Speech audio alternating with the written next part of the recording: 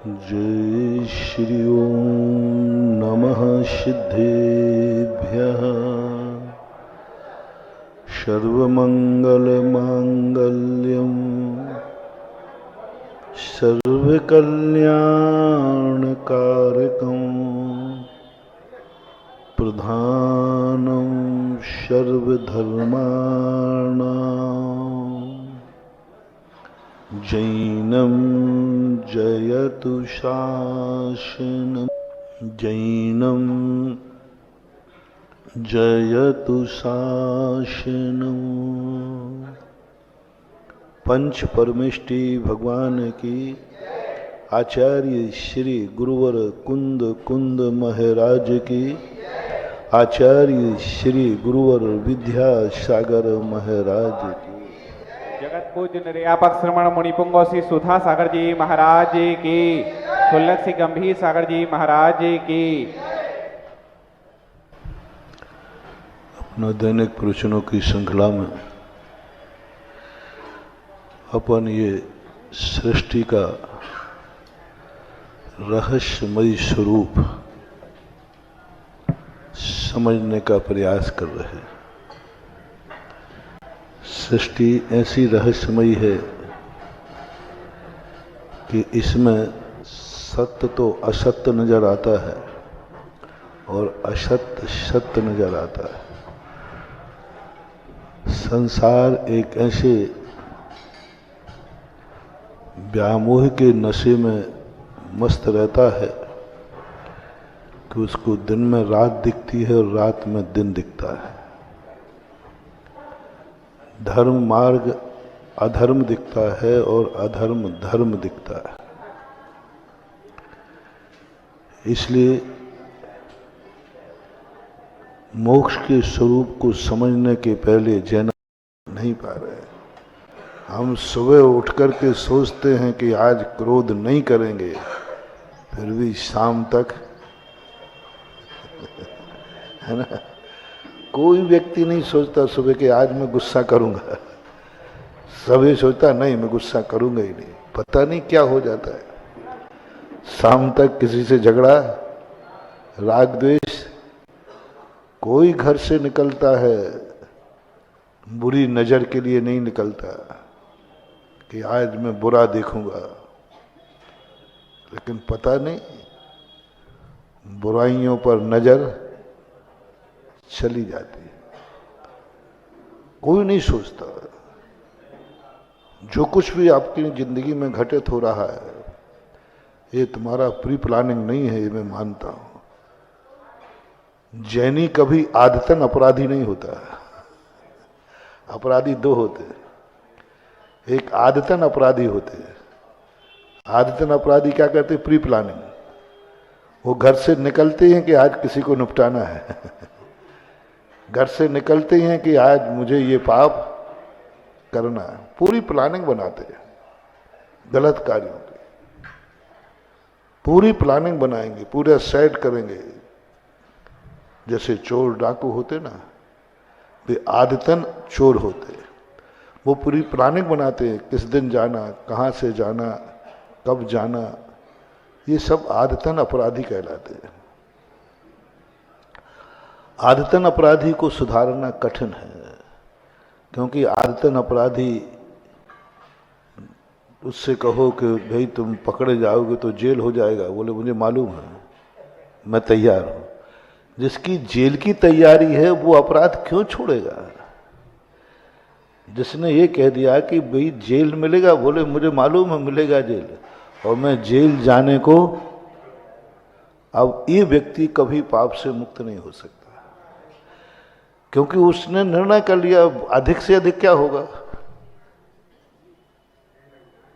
Jail होगा, और jail मुझे मंजूर है, अब कुछ नहीं कर सकता। ये कहलाते आदतन अपराधी। जो कहते हैं मैं शराब पीऊंगा तो नाली में पड़ूंगा, मेरे पैर लड़खड़ाएंगे, मेरी बुद्धि विभ्रम होगी, वो कहता मुझे मालूम है, मुझे मालूम है ये होगा, मैं नाली में गिरने को तैयार हूं। अब क्यों छोड़ेगा वो पीना? जब उस पाप का फल सुनकर के जो उस फल को भोगने के लिए तैयार है, वह व्यक्ति कभी पाप से मुक्त हो ही नहीं सकता, क्योंकि वो तैयार है। तुम ऐसा करोगे नरकों में पड़ोगे, और क्या, बस इतना ही, और कुछ नरक जाएंगे। कितने नरक हैं? बोले 7 हैं। बस कोई 8वां? हम 8वें को तैयार हो, अब बोलो कहां जाओगे? तुम्हारे तो नरक 7 ही है ना, हम तो 8वें के हुई जाने को तैयार है। अब ऐसा जिसका हौसला बुलंद हो, ऐसा जिसका विल पावर मजबूत हो, उस व्यक्ति को धर्म का उपदेश देना व्यर्थ है। जो 8वें नरक में भी जाने को तैयार है, कोई नहीं रोक सकता। वो करेगा, सब कुछ करेगा। जो मरने को तैयार है वो कुछ भी कर सकता है। कहते भैया उससे सावधान रहना, उसने सिर में कफन बांध दिया है। उसने कह दिया वो क्या होगा? बोले मर जा। बस मैंने मरने की तैयारी कर ली है, मैंने घर पे सब पे चेक बुक वगैरह पे सब पे हस्ताक्षर कर दिए, सब जायदाद मैंने सबको दे दिए। अब क्या है? बोले बस मैं मरने को तैयार हूं। सावधान, ये पागल कुत्ते से भी ज्यादा खतरनाक आदमी है, क्योंकि जिसने मरने का निर्णय कर लिया वो किससे डरेगा? क्योंकि डरता तो व्यक्ति मौत से है ना, भयभीत तो मौत से होता है। वो उसको मौत का ही डर नहीं, उसे दुर्गति का डर नहीं, उसे जेल का डर नहीं, कोई डर नाम की कोई चीज ही नहीं है। अब ऐसा व्यक्ति बहुत कठिन हो जाता है। तो हमारे आचार्यों ने कहा कि सबसे पहले इसको भय दिखाओ, आकर्षण नहीं है, भय दिखाओ।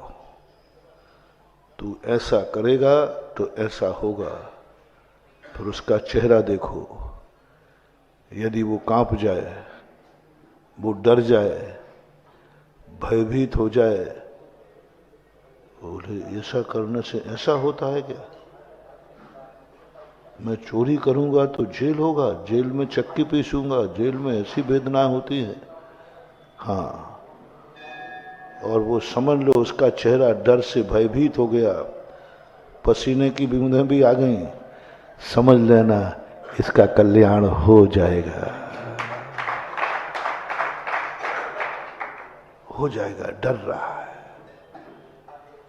नरकों का वर्णन सुनाओ, तुम ये करोगे तो ये होगा। सभी आचार्यों ने प्राय अपना उपदेश, अपनी लेखनी नरकों से चलाई। छहढाला में पहले नरकों का वर्णन, चतुर्गति के दुखों का वर्णन, संसार की जितनी निंदा कर सकते थे छांट के लाए। मोक्ष की बात नहीं कही, मोक्ष की बात आखिरी 6वीं लाइन में कही, 6ठी ढाल में कही। व्रत की, मोक्ष मार्ग की चर्चा ही नहीं की। पहली ढाल में पूरा का पूरा संसार दर्शन है, संसार का वर्णन है, और संसार में कहीं भी अच्छाई का वर्णन नहीं है, किंचित मात्र भी सुख का वर्णन नहीं है, दुख ही दुख का वर्णन है। और थोड़ा बहुत किसी ने कहा कि मुझे तो थोड़ा सुख नजर आ रहा है, तो ये और कह दिया इसने 1 बोतल पी रखी है, क्योंकि पीने वाले को नाली में भी मोह महामद। थोड़ा बहुत सुख की कल्पना किसी ने की तो बोले ये मोह महामद में नशे में चूर है, और पूरा दुखों का वर्णन, गजब का दुख। और पहली ढाल को सुनकर के जो घबरा जाए, भयभीत हो जाए, संसार भीरू हो जाए, फिर उसे कहो कि थोड़ा आ जाओ, मंदिर आ जाओ। निडर आदमी को नहीं, भयभीत आदमी को, जो घबरा चुका है संसार से, संसार भीरू, व्यक्ति यदि मंदिर की तरफ भेजोगे ऐसा मन लगेगा। तुम लोग क्या हो, मंदिर तो आते हो। मंदिर कैसा है? मंदिर आना कैसा है? अच्छा है ना? हाँ, तुम मुझे बताओ कि मंदिर अच्छा है। घंटे भर को तो आते नहीं। मुझसे पूछो मंदिर 24 घंटे रहता हूं, मैं तुमसे क्या पूछूंगा? यदि मंदिर अच्छा नहीं होता तो मैं 24 घंटे मंदिर में हो। मैंने तुमसे क्या पूछा? मंदिर में आना कैसा लगता है? थोड़ा होश से पूछना। कौन पूछ रहा है? जो 24 घंटे मंदिर में रहता है वो पूछ रहा है तुमसे। तो दो ही कारण हो सकते हैं, या तो वो कुछ जानता नहीं है और या फिर तुम्हारी परीक्षा कर रहा है। तुम मंदिर को बताओगे कि मंदिर कैसा है। भगवान के दर्शन में कैसा लगता है? मैं तुमसे पूछ रहा हूं, भगवान के दर्शन में क्या लगता है? तुम क्या दर्शन करोगे जो मैं दर्शन करता हूं? मेरा पूछना ऐसा ऐसा है कि जैसे पानी में आग लगी हो, पानी में मीन प्यासी, पानी में मीन प्यासी, मुझे सुन सुन आवे हंसी। मैं पानी में बैठा हूं, वो पूछ रहा क्यों भैया? मंदिर में भगवान का दर्शन कैसा होता है, कैसा लगता है? नमोकार मंत्र की माला फेरने में कैसा लगता है? भक्तांबर पढ़ने में कैसा लगता है? मंदिर में कैसा लगता है? तुम क्या बताओगे तुम मुझे?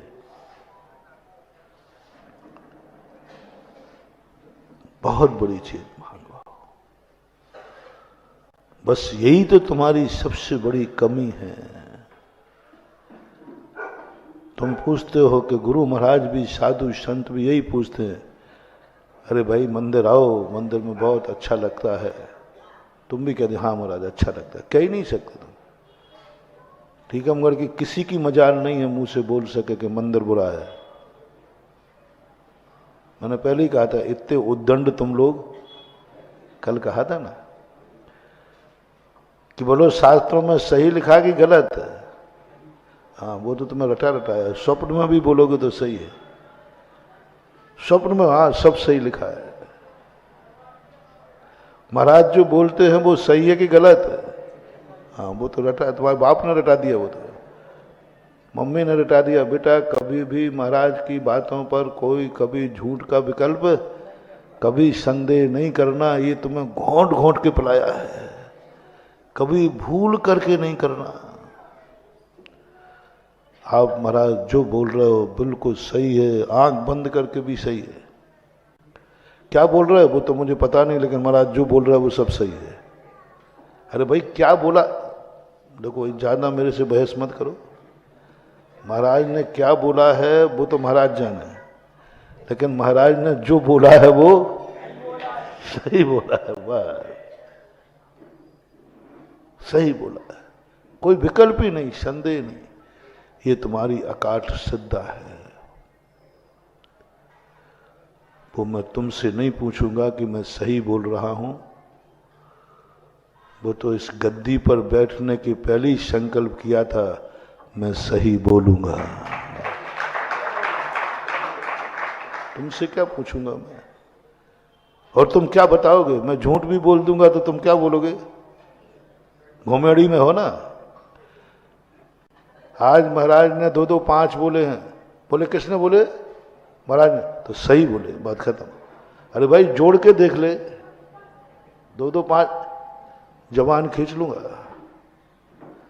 महाराज ने बोला है ना, बस इतना बता दे।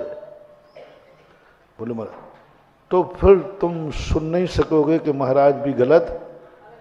फिर महाराज ने यदि बोला है तो 2 2 5 थे, हैं और रहेंगे। बोले भैया महाराज चूक गए हों तो, भूल गए हों तो चलो खबरदार यदि तूने ऐसा कहा तो। दो दो पांच को भी तुम कहोगे महाराज ने कहा है तो सही है, ऐसा होता है। यही तो आपकी ऐसी अटूट श्रद्धा है, वचनों पे नहीं है श्रद्धा, मेरे पर श्रद्धा है। तुम्हारी दो दो पांच पर श्रद्धा नहीं है, वो तो तुम भी जान रहे हो दो दो पांच, लेकिन श्रद्धा किस पे है? महाराज ने कहा है तो होगा। अरे भाई पहाड़ा देख लो, देखो मैं कुछ नहीं जानता, सारे संसार के साथ झूठे हो सकते हैं, महाराज ने बोला है तो झूठ नहीं हो सकता। एक बार व्यक्ति एक मीटिंग में गया, आप लोगों की मीटिंग होती ना, तो मीटिंग में कुछ लोग विरोध के लिए बैठे रहते, तो एक खड़ा वो होके बोले भाई मैं कुछ बोलना चाहता हूं। दूसरा कहता मेरा विरोध है। अरे भाई पहले भी तो बोला ही नहीं मैंने, बोले मेरा विरोध है। क्या बोला मैंने? बोले बोला या नहीं बोला, तुम जो बोलोगे सब मेरा विरोध। कुछ लोग होते हैं, कुछ लोग खड़े होते, भाई उसको क्या बोलना, कुछ भी बोलेगा, दो दो चार बोलेगा ना, यही बोलेगा ना, दो दो चार होते हैं यही बोलेगा ना, मेरा विरोध है। मेरा विरोध है कि दो दो चार होते ही नहीं। कुछ लोग ऐसे होते, कुछ नहीं। एक व्यक्ति ने कहा, बोले भैया मैंने जो बोला है, मैं कुछ बोलना चाहता हूं, तो वो कहता मेरा विरोध है। अरे सुनो तो सही, महाराज ने भेजा है, महाराज ने कहा है। क्या बोला तुमने? महाराज ने कहा है। तो सारे लोग मेरा समर्थन है।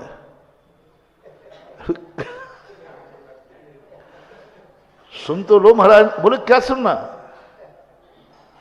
क्या सुनना, महाराज ने बोला है मेरा समर्थन है।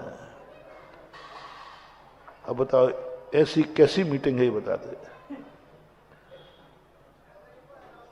वो बोले तो मेरा विरोध है, क्या बोले? बोले कुछ भी बोलो।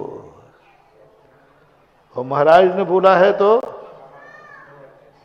क्या? बोले सुनने की जरूरत नहीं, हमारे तो दस्तखत ले लो, मेरा समर्थन है, क्योंकि महाराज ने बोला है। तो पहले तो मैं सोचता था कि अंधी भक्ति है, फिर सठखंडागम में पूज्यवर वीरसेन स्वामी महाराज ने लिखा, ये दुनिया वक्ता की प्रमाणता से चलती है। दवाई है किसने दी है? बोले वैद्य ने। बोले जहर है, बोले खा जाओ। दिया किसने है? और स्पष्ट कह रहा है जहर है, देख लो भाई जहर लिखा है इस पे। तो पूज्यवर कुंद कुंद स्वामी समय सार में कहते हैं, तुम इस जहर और अमृत के चक्कर में मत पड़ना, तुम इतनी पूछना किसने दिया है? बोले वैद्य ने दिया है, बस पी जाओ।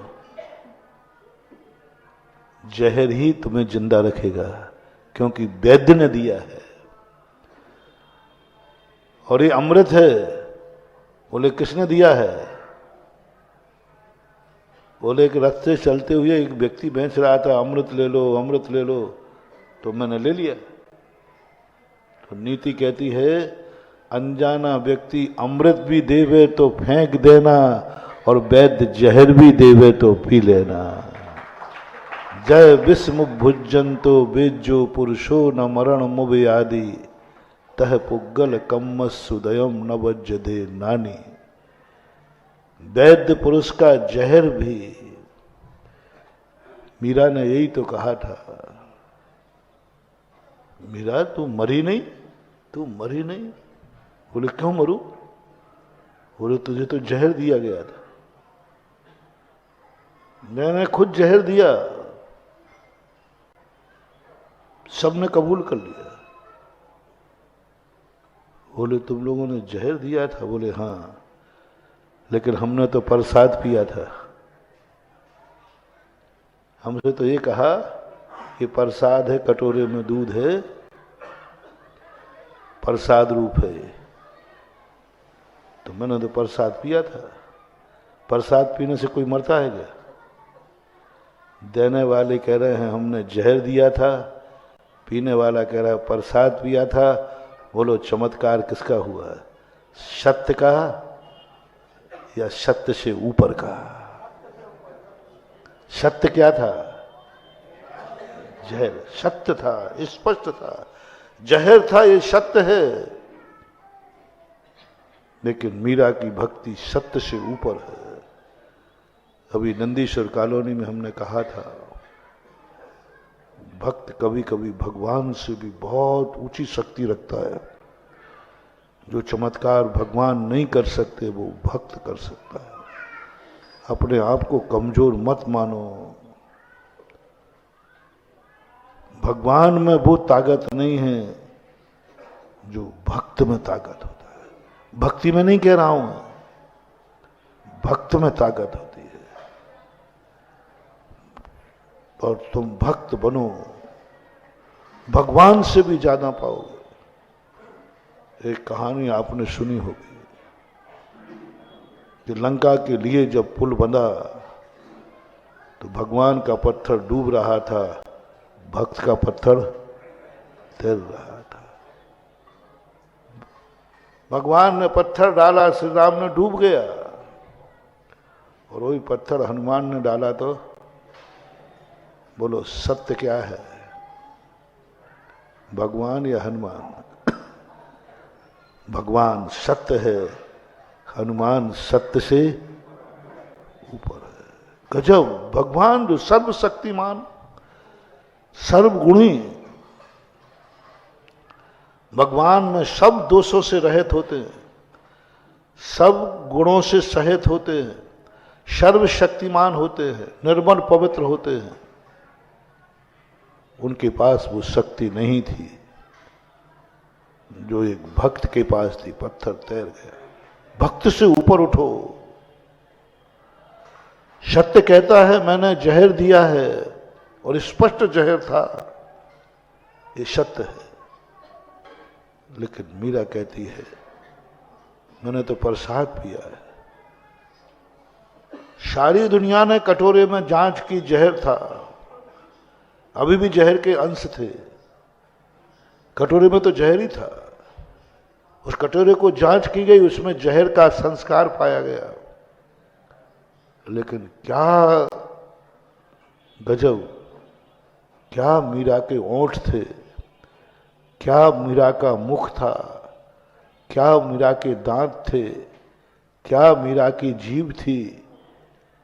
जैसे वो जहर उसके मुख में गया, अमृत बन गया, प्रसाद बन गया।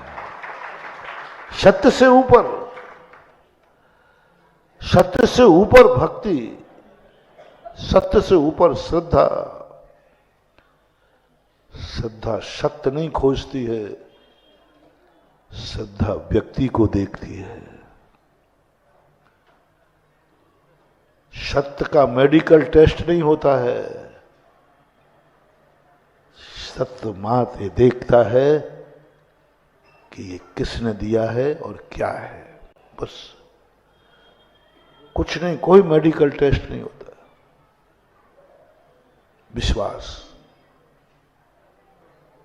अनजाने पर, और हम प्रतिदिन ये करते हैं। मेरा शुद्ध भोजन करने का आहार का नियम है कि मैं शुद्ध भोजन करूंगा, शुद्ध मन से देने वाले से लूंगा, वचन से, काय से। बोलो, तुमने एक बार बोला मन शुद्धि, वचन शुद्धि, काय शुद्धि, आहार जल शुद्ध है, अंजलि खोल दी, मेडिकल टेस्ट कराओ?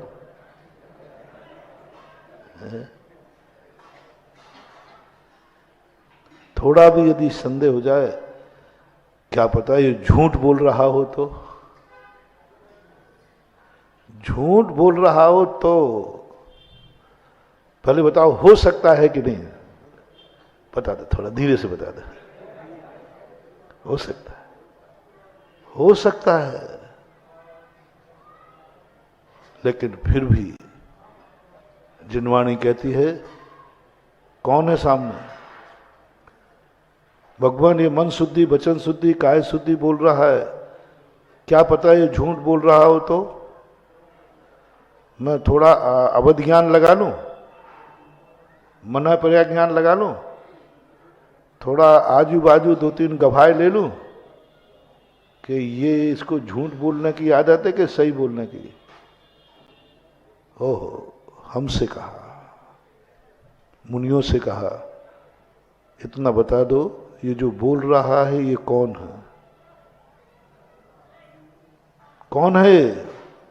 तुम्हारा दुश्मन, तुम्हारा विरोधी, धर्मद्रोही, अधर्मी, पापी? बोले नहीं नहीं नहीं, ये तो नहीं है तो भक्त ही। हिनवाणी कहती बस मन में संदेह भी मत करना, भक्त ने जो बोल दिया वही सत्य है। बोल दिया ना उसने मन शुद्धि, तो अब कोई टेस्ट नहीं। अशुद्ध हुआ तो बट, परंतु तो नहीं, क्योंकि कौन है? भक्त है। दिगंबर जैन मुनि हर किसी से आहार क्यों नहीं लेता? एक बार एक सज्जन आए, दूसरे उसको मानने वाले थे। उन्होंने कहा महाराज जी, हम लोगों से आप आहार क्यों नहीं लेते हैं? आपके जो नियम है वो ले लूंगा मैं। आपका नियम जो हो, रात में नहीं खाना मैं छोड़ दूंगा, शाकाहार करूंगा, पानी छान के पीऊंगा, आप जो कहोगे सब करूंगा, उसमें मैं आपके नियमों में बाधा नहीं बनूंगा। फिर तो आप आहार ले लो। मैंने कहा नहीं ले पाऊंगा। बोले क्यों? तो मैंने कही बता दो। हमने टोन में बोला ये वो पिक्चर है तुम्हारी, हम तुम्हारे कौन है, या आगे पे शब्द आगे पीछे, तो मैं तो सुनी सुनाई सब पकड़ लेता हूं है। हाँ बोल, वो आप सेट आप कर लेना बोल मुझे हम आपके हैं कौन, बस इतना सा बता दो, बस इतना सा बता दो, बाकी आपके निपट जाएगा। बिना संबंध के, बिना रिलेशनशिप के भोजन करना मेडिकल टेस्ट होगा। रिलेशनशिप बताओ मैं कौन हूं। आप साधु हो, साधु तो मैं हूं, इस संबंध में नहीं आता। तुम्हारा कौन हूं? साधु तो मैं हूं, तुम्हारा नहीं हूं। साधु तो मैं हूं, तुम्हारा नहीं हूं। तुम्हारा कौन हूं? तुम्हें मत कहना आप महाराज हैं, तो महाराज तो मैं हूं, तुम्हारा कौन हूं? मैं साधु हूं, तुम्हारा कौन हूं? रिश्ता बताओ। तुम किसी ब्याई जी से कहना, ब्याई जी पूछे मैं तुम्हारा कौन हूं, मामा पूछे नाना कौन, बोले मनुष्य हो, आदमी हो। बोलो ये संबंध का लक्षण है क्या? आदमी तो वो है ही। किसी रिश्तेदार को आदमी नहीं कहते, तुम आदमी हो, तुम मनुष्य हो, तुम जैन हो, ये सब तो वो है। संबंध बताओ क्या है? आदमी तो वो है, तुम्हारे कारण से नहीं। आदमी उसको तुमने नहीं बनाया, मनुष्य तुमने नहीं बनाया, वो तो अपने कर्म से तुम्हें बोलना पड़ेगा। तुम मेरे नाना हो, तुम मेरे मामा हो, तुम मेरे पिता हो, मेरे भाई हो। मेरा शब्द कब लगाओगे? तुम मेरे मनुष्य हो, टाइटल नहीं लगेगा। तुम मेरे जैन हो, टाइटल। तुम आदमी, तुम रिलेशनशिप शब्द बताओ, ऐसा शब्द ढूंढो जो रिलेशनशिप बना दे। तुम मेरे पिता हो, तुम मेरी मां हो, ऐसा ही। तुम ये मत कहना बस यही गड़बड़ हो रहा है। मैं तुम्हारा कौन हूं? मैं कौन हूं? महाराज जी आप मुनिराज हो, आचार्य श्री के चेले हो, और बोलोगे तो नाम बता दोगे। हाँ नाम बता दोगे, आशीर्वाद नहीं फलेगा, आहार दान नहीं होगा, संबंध नहीं होगा। तुम्हें ये कहना ही पड़ेगा तुम मेरे गुरु हो, मेरा सब। साधु के साथ मेरा लगाना, रिश्तेदारों के साथ मनुष्य लगाना, ये मेरा मनुष्य है, बनेगा ही नहीं। ऐसे ये मेरा साधु है। अरे तुम क्या कहोगे साधु? तुम मेरा नहीं मानोगे तब भी मैं साधु नहीं। कैसी श्रद्धा होना चाहिए, कैसा, कौन है, कौन है, वो संबंध बनाओ, रिलेशनशिप बनाओ। ये दूध है तो सभी दूध, इसमें क्या फर्क पड़ रहा? दूध मान के पीती मीरा तो मर जाती है, उसने तो क्या मान के पिया? ये मेरा प्रसाद है। जल मान के गंदोदक लगाओगे तो फुड़िया का फोड़ा बनेगा। लगाते समय तुम्हें भाव आ गया जल है, नहीं, जल नहीं है, गंदोदक है। अभी अपन आएंगे उस विषय पे। अभी सबसे बड़ी ये बात, कौन है, क्या है? सत्य से ऊपर उठो। मनुष्य सत्य है, लेकिन ये मेरा पिता है, ये सत्य से ऊपर है। आत्मीयता उसको मनुष्य मानने से होगी, बसियत उसको मनुष्य मानने से मिलेगी कि पिता मानने से? तो मनुष्य से ऊपर कौन है? मनुष्य पूजनी है कि पिता पूजनी है? तो सत्य से ऊपर, सत्य है वो मनुष्य है, पिता सत्य नहीं है। पिता तो स्वार्थ है। सत्य सार्वभौम होता है, सभी उसको मानते हैं। सत्य सार्वभौम होता है, सब में व्याप्त होता है। हर व्यक्ति कहेगा ये मनुष्य है, ये मनुष्य है, ये मनुष्य है। शास्त्र भी कहेंगे मनुष्य है, लेकिन चमत्कार नहीं होगा। और ये पिता है, सार्वभौम नहीं है। एक व्यक्ति का पिता है, दो बेटों का पिता है, सीमित है।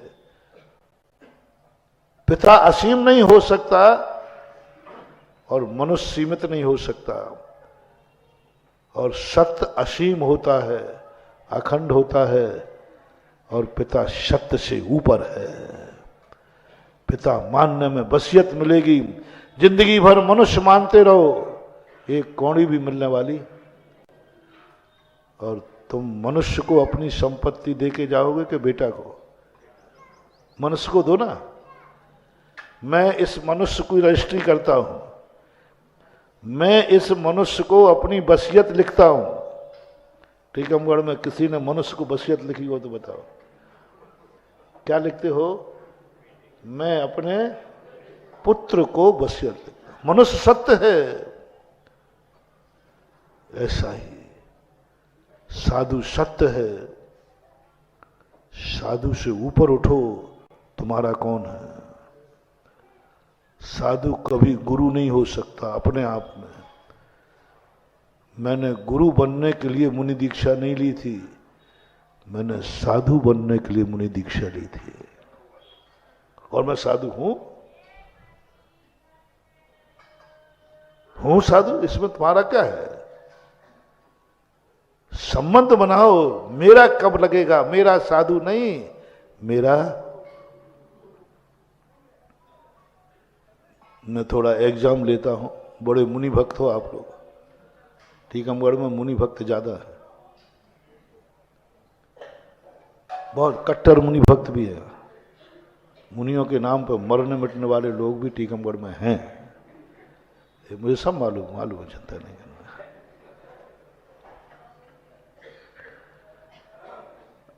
आपके पिताजी जा रहे थे एग्जाम देना। अभी हाल आपका डिसीजन हो जाएगा। आपके पिताजी जा रहे थे, किसी ने पूछा ये कौन जा रहे हैं? देखते ही फर्स्ट एंड फर्स्ट में क्या भाव आया? बोलो। नाम याद आया कि मेरे पिताजी? और मुंह से क्या निकलेगा सब? अरे इसको, अरे ये तो मेरे पिताजी है। यानी पिताजी को देखते ही आया मेरे पिताजी हैं, मुंह से निकला मेरे पिताजी हैं। बाद में उसने पूछा, भाई मैंने तेरे संबंध नहीं पूछा था, इनका नाम क्या है? तो फिर नाम बताओगे, नाम बताओगे। ये पिताजी जा रहे, ये मेरी माँ है, ये मेरा मकान है, जो कुछ भी है सब में तुमने मेरे को स्थापित कर दिया। ये मकान किसका है? वो तुम्हारा था। तो तुम चंद का नाम बताओगे कि मेरा है ये बताओगे? मेरा है बताओगे। सबकी यही है, सबके यही है ना? सब बोलो ना, कोई इसमें अंतर तो नहीं आएगा? नहीं आएगा। अब मैं पूछता हूं, एक महाराज जा रहे थे, किसी ने व्यक्ति ने पूछा कौन जा रहे हैं? झूठ मत बोलना अभी। महाराज जा रहे हैं, मुनि महाराज। अरे तुम नहीं जानते, ये सुधा सागर जा रहे हैं। ऐसे बोलता है जैसे तू मेरा बाप हो।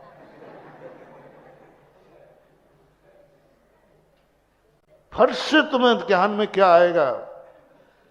पिता को देखकर तुम्हें आया भाव कि ये मनुष्य जा रहा है, ये फलाने चंद जा रहा है? नहीं आया, क्योंकि वो तुम्हारी आत्मा की पर्याय बन चुका है। तुम एक में एक हो चुके हो। इतनी आत्मीयता हो गई कि देखते ही तुम्हारे मन में मनुष्य नहीं आया, सत्य नहीं आया, ये आया मेरा पिता जा रहा है। अब मुनिराज को देखकर तुम्हें क्या भाव आया? ये कौन जा रहे हैं? ये मुनि महाराज जा रहे हैं। तुरंत नाम ले लोगे। बस इसका अर्थ है तुम्हारा हमारा कोई संबंध है ही नहीं। मैं महाराज हूं, तुम्हारा इसमें क्या है? मेरा नाम तुमने रखा क्या? नाम तो मेरा है, गुरु ने रखा है। तुम्हारा कौन हूं? देखते ही यदि ये भाव आ गया, अरे ये तो मेरे गुरु महाराज जा रहे हैं, जिनका नाम सुधा सागर है, पहली प्रतीति में संबंध आना चाहिए। जैसे पहली प्रतीति में पिता को देख करके क्या आया तुरंत मन में? मेरा। और कहे मुंह से भी यही निकलेगा, मुंह से भी यही निकलेगा। नाम बाद में आएगा, सत्य बाद में आएगा। तो तेरे पिता तो हैं लेकिन मनुष्य हैं नहीं। अरे कैसी पागल बात कर रहा है? जब मैं मनुष्य हूं तो वो तो मनुष्य, लेकिन मनुष्य गायब, सत्य गायब, सत्य अनुभव से गायब, त्रिकाली सत्य गायब। कल भी मनुष्य था, आज भी मनुष्य, कल भी रहेगा। पिता पद त्रिकालिक नहीं होता है। तुम्हारे जन्म के पहले वो पिता नहीं था लेकिन मनुष्य था कि नहीं? तुम्हारे मरने के बाद वो पिता नहीं रहेगा लेकिन मनुष्य रहेगा कि नहीं? ये सत्य कहलाता है, त्रिकाली होता है। लेकिन तुम्हारी अनुभूति, ओहो, देखते ही आए मेरा गुरु। अरे तुम जानते नहीं, ये तो मेरे गुरु है। अनुभव के अंदर की बात, ऊपर से नहीं कह रहा हूं। अंदर से आ जाए, समझ लेना तुम्हारा गुरु से रिश्तेदारी हो गई, रिलेशनशिप। अब फलेगा तुम्हें आशीर्वाद। अब इनके मुंह से, इनके हाथ से तुम्हें जहर भी मिलेगा तो भी वो तुम्हारे पास जाके अमृत बन जाएगा। अब बनेगा, संबंध हो गया, अब बनेगा वो। किसी ने पूछा ये कौन सा मंदिर है? मझार का मंदिर, और ज्यादा होगा तो पारसनाथ का मंदिर। पारसनाथ का मंदिर बोल दोगे, इसमें कोई संदेह नहीं। आपका घर के लिए पूछा ये मकान किसका है? तो बोल दो फलाने चंद का है। पहली अनुभूति क्या निकलेगी? ये मकान मेरा है। ऐसे ही जिनेन्द्र देव को देख करके निकले नाम नहीं। ये कौन बैठे हैं? फर्श से एक ही आवाज, पारसनाथ महाराज आपको मालूम नहीं? तुम क्या मुझे बुद्धू समझ रहे हो? मैं अंधा नहीं हूं और इतना अनभिज्ञ नहीं हूं कि पारसनाथ को नहीं पहचानता हो। तुमसे ज्यादा जानता हो। तुम क्या पारसनाथ को जानोगे? पारसनाथ की पहचान मैं यदि बेहोशी में भी हूं और मर भी गया हूं तो भी बता दूंगा ये पारसनाथ है। ये कौन बैठे हैं? गुरु ने पूछा है या किसी ने भी पूछा है। देखते एकदम भाव आ जाए, ये मेरे देवता हैं। मेरा शब्द का आना चाहिए, नाम नहीं आना चाहिए पारसनाथ का। पारसनाथ में चमत्कार नहीं है, वो तो सत्य है। उसमें तुम्हारा क्या है? वो तो पारसनाथ तुम्हारे पहले भी था, तुम्हारा क्या है? मेरा शब्द जोड़ो, मेरा शब्द। मेरा पारसनाथ नहीं, पारसनाथ तुम्हारा नहीं हो सकता। पारसनाथ तो बनारस का राजकुमार था, अश्वसेन का राज दुलारा था, वामा देवी के आंखों का तारा था। तुम्हारा कौन है? तुम्हारा कौन है? वो संबंध बनाओ। पारसनाथ तुम्हारा नहीं हो सकता, ये तो बनारस का राजकुमार था। हमारे पास प्रमाण है। पारसनाथ पुराण पढ़ दूं? उसमें लिखा है कि 3000 वर्ष पहले बनारस के राजकुमार का नाम पारसनाथ। पिता का नाम बताओ? अश्वसेन था। माता का नाम वामा देवी। और क्या चाहिए? इसमें तुम्हारा क्या है? वह जोड़ो, दर्शन करते ही वह जोड़ो जो तुम्हारा रिलेशनशिप हो जाए। तुम्हारा कौन है? पारसनाथ तुम्हारा नहीं है, क्योंकि वो नाम तुमने दिया नहीं है। ओ, निकलने दो अंदर से आवाज, मेरा देवता है, मेरा भगवान है, मेरा भगवान है। देखते ही तुम्हें ये भाव नहीं आए कि ये पारसनाथ है, देखते ही ये भाव आए कि ये मेरा भगवान है, मेरा भगवान है, मेरा देवता है। जैसे पिताजी को देखते ही नहीं आया कि ये फलाने चंद हैं, पिता को देखते ही नहीं आया कि फलाने चंद हैं, देखते ही क्या भाव आया? ये मेरे पिता है। ऐसा ही हो मेरे देवता, हो मेरे भगवान, मेरे शब्द। और वो रिलेशनशिप ऐसी आत्मा की पर्याय बने, फिर देखो जिस दिन तुम्हारे आत्मा की पर्याय बन गई, देखते ही यही मेरा भगवान है, यही मेरा देवता है। उठते बैठते सोते खाते पीते कोई पूछे तुम्हारा देवता कौन है? पारसनाथ है। जाओ, यह यदि अनुभूति तुम्हारी हो गई तो पारसनाथ की सारी संपत्ति की वसीयत तुम्हारे नाम हो गई। जिनगुण संपत्ति हो मध्यम, जिनेन्द्र भगवान की संपत्ति मेरी संपत्ति है, और मेरों से बाप से भीख नहीं मांगी जाती है। कल मैं नहीं कहा था, कल ही कहा था, मांगा नहीं जाता, वो तो सब अपना है ही। तुम भगवान के पास आते हो भिखारी बन के, भगवान ये मिल जाए, ये मिल जाए, मिल जाता है। भिखारियों को ज्यादा देर माथाफोड़ी मत कराया करो, 2 वो टल जाएगा, ज्यादा माथाफोड़ी नहीं है। रोटी डालो, फेंको, बाहर जाओ, काम करना। भिखारी खड़ा रहेगा तो मामला बिगड़ा है। अपने दरवाजे भिखारी आ जाए तो खाली भेजना मत, नहीं तो भिखारी जैसी बद्दुआ कोई दूसरा नहीं देता मानवा, ध्यान रखना। महाराज दरवाजे से लौट जाए तो चिंता नहीं करना, क्योंकि महाराज बद्दुआ नहीं देता कभी। और भिखारी लौट जाए खाली हाथ, वो बद्दुआ दिए बिना। हाँ, इसलिए भिखारी को खाली हाथ लौटा नहीं, लौटाना नहीं। और अधिक समय खड़े मत होने देना, क्योंकि वो जितनी देर खड़ा रहेगा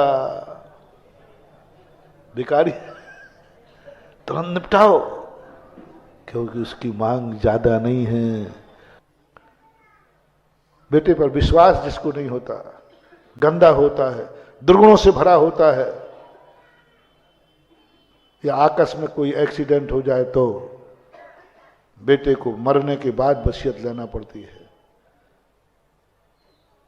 इसलिए भगवान तुम मुझे तो नहीं दोगे, पक्का है, क्योंकि आप इतने पावन हो और मैं अपावन हूं, और मुझे मालूम है कि आपके अनुसार मैं नहीं चल पा रहा हूं, आपकी भावना के अनुसार मैं नहीं जी पा रहा हूं, आपको मेरी हर क्रिया से दुखी हो, मेरे अवगुण न चितारो,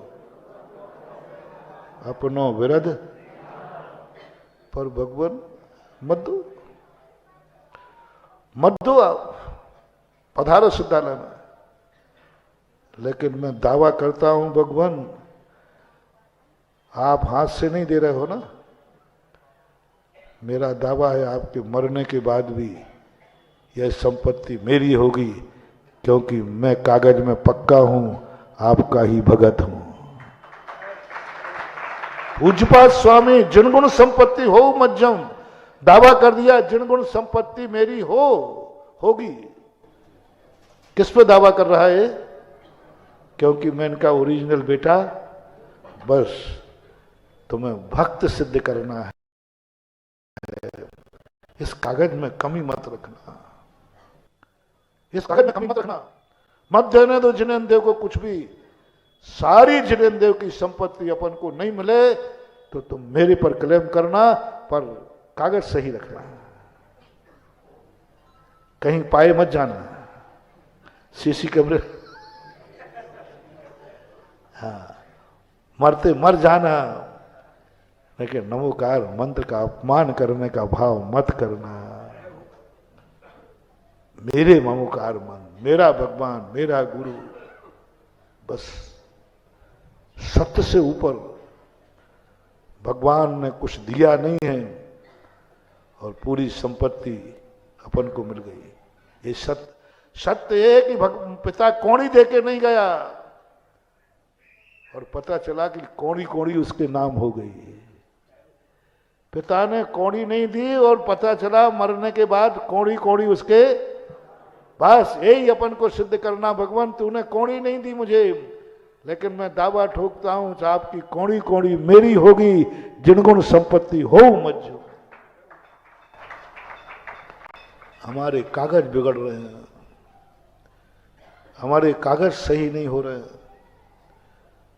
जैसे ही सर्वे पाया जाता है, हस्ताक्षर ही सही नहीं है, कागज ही सही नहीं है, घूमते रहो, अनादिकाल हो गया। समंतभद्र महाराज ने इसलिए सबसे पहले निसंक अंग रखा, कागज ठीक करो, कागज ठीक करो, ये सिद्ध कर दो तू ही था, तू ही है और तू ही रहेगा। मैंने आज तक कभी नहीं किया, चमत्कार हो जाएगा। सती सीता का चमत्कार हुआ, शेर सुदर्शन का बस इसी बात पे चमत्कार हुआ, नमोकार मंत्र पे नहीं।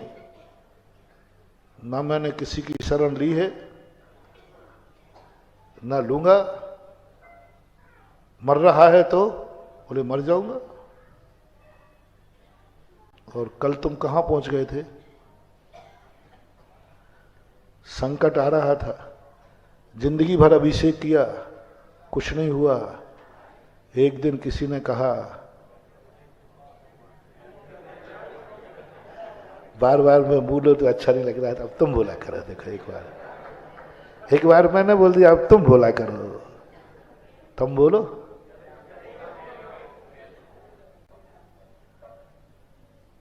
जिंदगी भर कुछ नहीं हुआ, किसी ने कह दिया ये गधा है,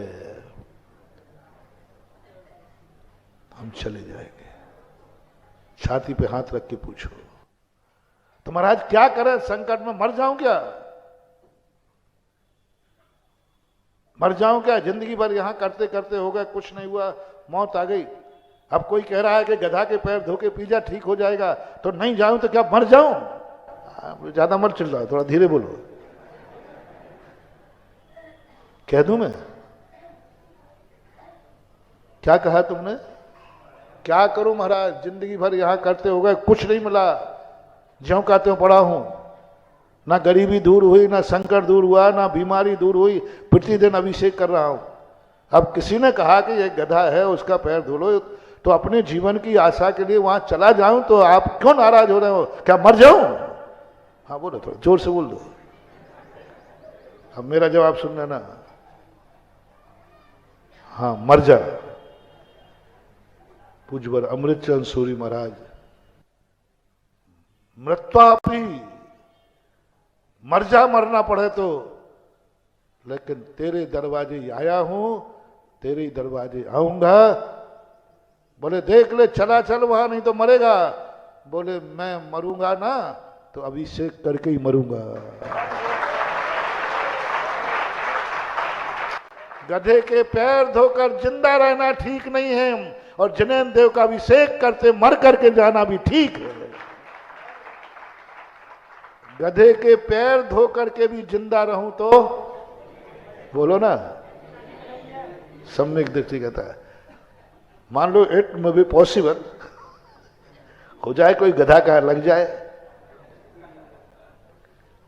तो सम्यक दृष्टि क्या कहता है? गधे के पैर धोकर के पीने से, पीकर जिंदा भी रहूं तो बेकार है, और जनेन देव का अभिषेक करते हुए मर भी जाऊं तो मेरे भाग्य है। क्या ऐसी प्रतीति है? बचने के लिए अभिषेक नहीं, कल कहा था मैंने, भावना भाव भगवान, मरूं तो अभिषेक करके मरूं, मरूं तो अभिषेक करते हुए मरूं, मरूं तो नमोकार मंत्र पढ़ते हुए मरूं, नमोकार मंत्र उच्चारण मरूं। इसलिए बस एक ही बात मैं सदा कहता हूं, तुम्हें मैं नहीं कहूंगा कि तुम्हें कोई बचा लेगा। कोरोना के अंदर बहुत आए, बोले महाराज जी अस्पताल में भर्ती है, मैंने कभी किसी से नहीं कहा कि शांति धारा कर लो बच जाओगे, कहता भी नहीं, मेरा नेचर ही उल्टा है। अभी टीकम गाड़ लो, तुम्हें पता नहीं मेरा नेचर, मेरा बिल्कुल दिमाग उल्टा है। तुमने जैसे ही तुमने कहा महाराज जी मर रहा हूं, तो मैंने कि मरे नहीं तो क्या करेगा? तो मैं धीरे से कहता हूं बस एक ही भावना है मेरी, मरेगा तो तुम, लेकिन अभिषेक करके मरना। मैं नहीं कहूंगा आयुष्मान भव, ये हमारे जैन दर्शन में आशीर्वाद नहीं है। समाधि रस्तु, अच्छी तरह मरो, अच्छी तरह मरो, अभिषेक करते मरो, नमोकार मंत्र पढ़ते हुए मरो, मंदिर में मरो, सम्मेद शिखर की वंदना करते हुए मरो, ये जरूर मैं आशीर्वाद देता हूं, बचाने का नहीं। लेना हो आशीर्वाद तो लो, नहीं लेना हो तो मत लो। मरने का जिनको आशीर्वाद चाहिए हो वे नमोस्तु करे, नहीं तो पधार गधा के पास। मैं तो समय सा एक ही भावना भाता हूं, प्रभु मेरा भक्त मरे और मैं मरूं तो सम्मेद शिखर पे मरूं, मैं मरूं तो सम्मेद शिखर की वंदना करते मरूं। हमारा भक्त मरे तो प्रभु जब आपका अभिषेक कर रहा हो,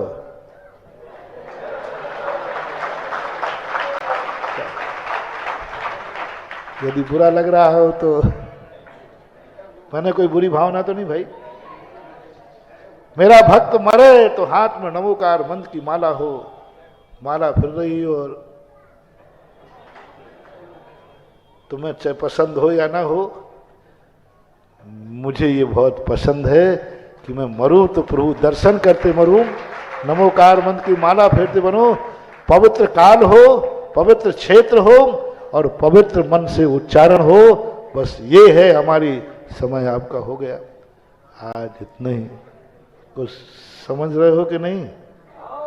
अरे महुआ की थोड़ी उतरी के नहीं, आप देखो भाई 10-12 दिन 15 दिन हो गए ना, 15 दिन में तो अब पूरी उतर जाना चाहिए। और अब वो नशा चढ़ना चाहिए जिसमें हम भिखारी नहीं, मंदिर आएंगे तो बेटा बन के आएंगे, घर में भिखारी बन के नहीं जाएंगे, घर में जाएंगे तो बेटा बन के जाएंगे। महावीर भगवान की